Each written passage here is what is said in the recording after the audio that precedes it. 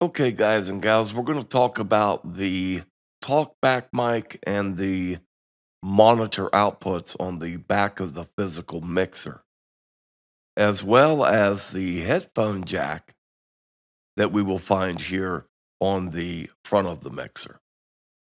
These are both the same outputs.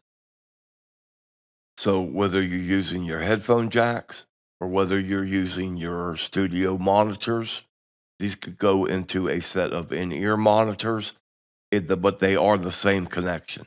You will get the same signal coming to the headphone jack as you're going to get coming out of the monitor outputs on the back of the mixer. Okay, sounds confusing. Not trying to be. It's the same signal. Okay, so let's go ahead and jump into X32 Edit and let's see where this signal goes. Okay, guys, we're going to talk about the monitoring section first.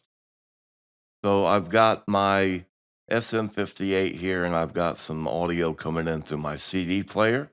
We're going to come over here to the monitor section. As you can see right now, I have this monitoring section off. Here I've got the use dim for PFL, and we're going to go over that in a second. But if I solo this now, I'm going to hear this audio come through my headphone.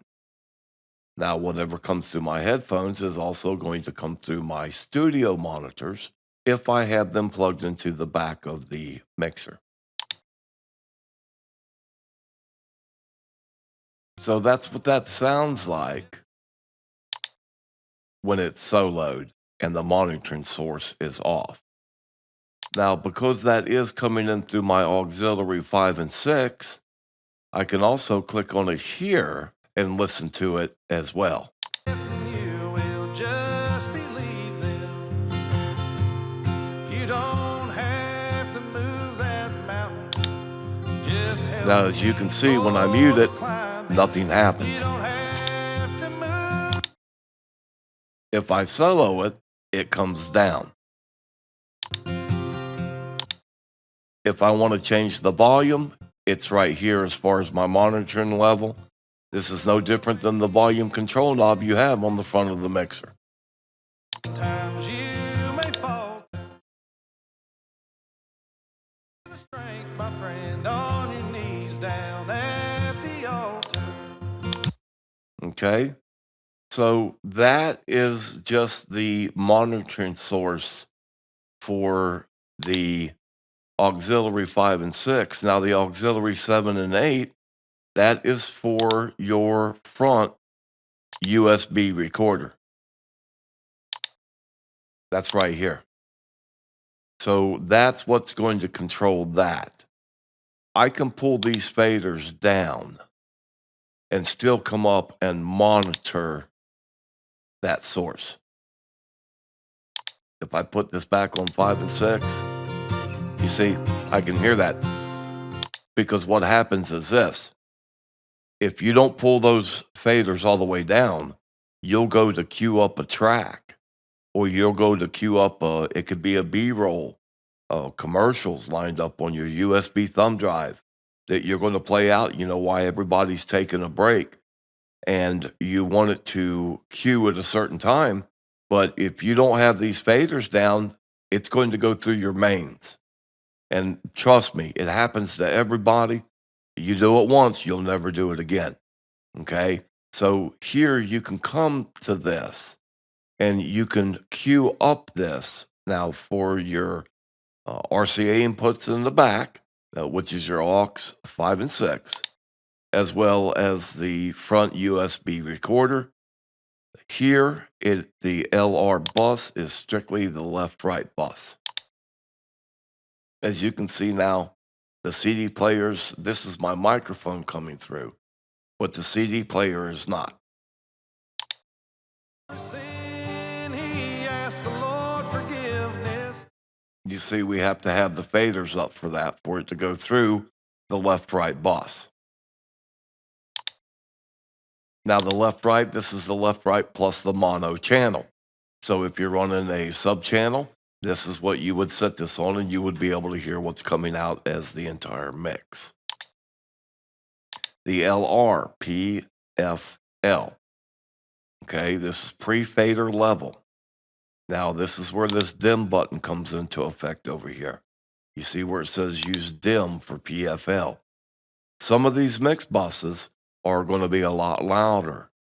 So when you go to solo them and you have it set to PFL, then it could be quite a shock depending on what you have this output volume set to. And the best way to show you this is right here with this master fader on the mains. Right now it is PFL. So if I click this down just so we can get a better look at it, and I raise this up, you hear how it's coming through?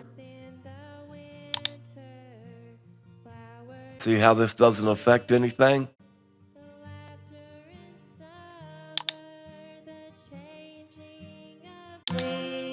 It's the dim.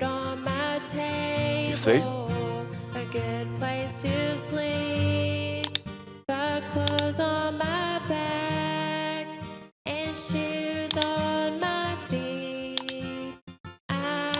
Now, if I switch this to left and right after fader level, now everything depends on this master fader over here. God so good to me. Precious are his. So, like I said, the majority of the time you're going to be listening to pre-fader level with the dim on. You can always undim it, guys. It's better to do it this way until you get used to using this. And as I said as well, use dim for the PFL. But regardless of what position this is in, at any given time, all you have to do is hit solo. And you'll be able to hear that channel.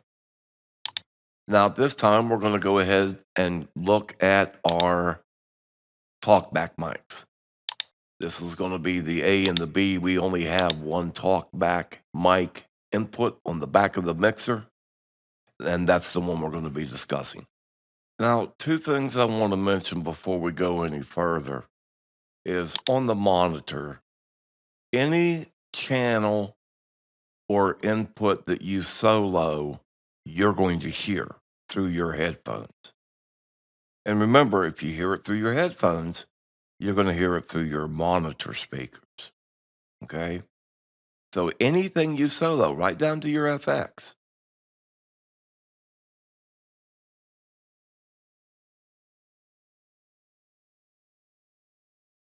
If you come down here to your aux FX, and we get this out of the way, and you solo, right now, you will hear that FX soloed going through that send and return.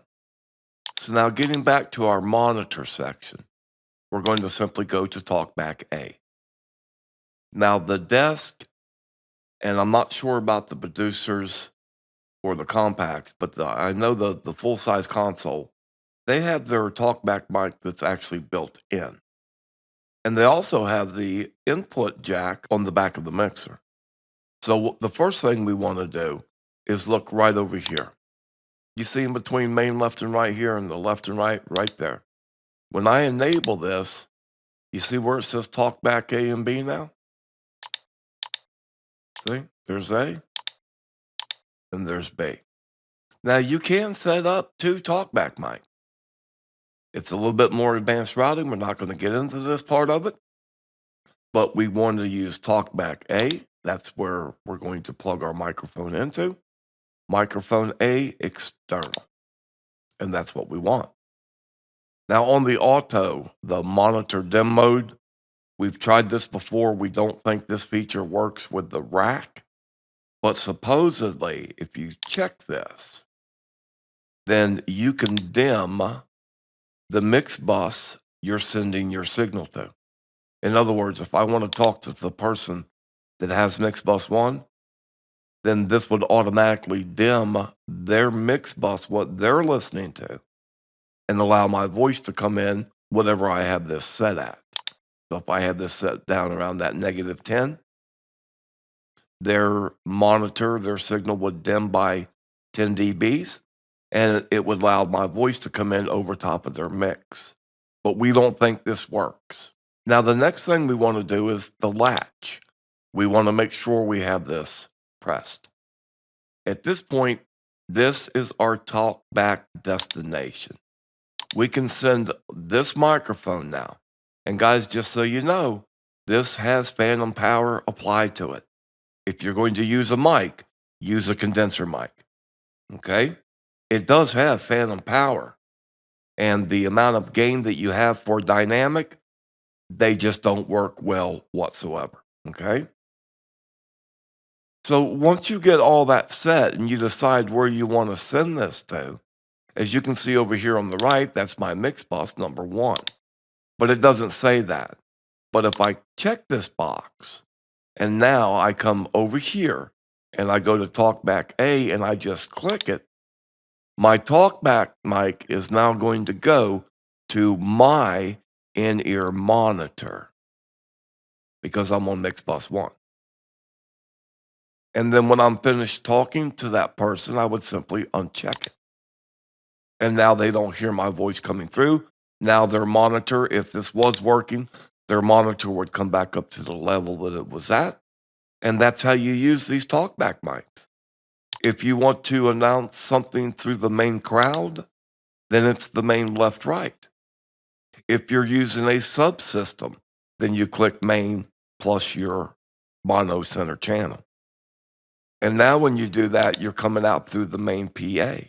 So there's all kinds of ways that you can use this talkback mic to your benefit. Okay? And that's just a real quick way of showing you how to use this feature. Take care, God bless, and we are out of here.